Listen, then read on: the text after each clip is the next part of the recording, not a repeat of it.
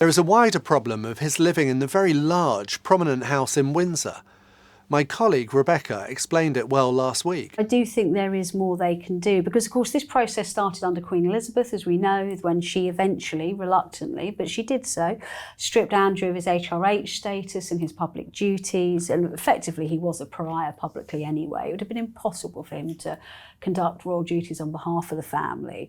And the King has taken it further and stripped him of private funding in a bid to kind of smoke him out of Royal Lodge. But the trouble is, as we've often said on this programme, he has this cast iron lease on Royal Lodge that is going to, 170 odd years.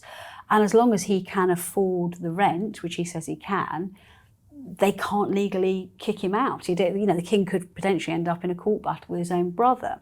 So the suggestion is that maybe he can take some private action against him in terms of restricting, as Richard said, being able to use royal estates and things like that. But I think the public will probably think, well, so what? Yeah.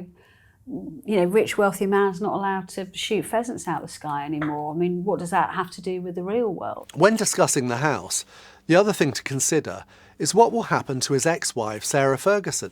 In a very unusual arrangement, they still live together at Royal Lodge. She has business and charitable interests of her own, which are suffering.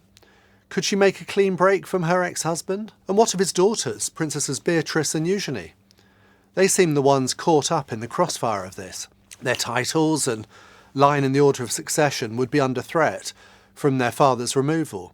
He wouldn't have brought down the entire monarchy, but his actions will have had a devastating impact on his immediate family.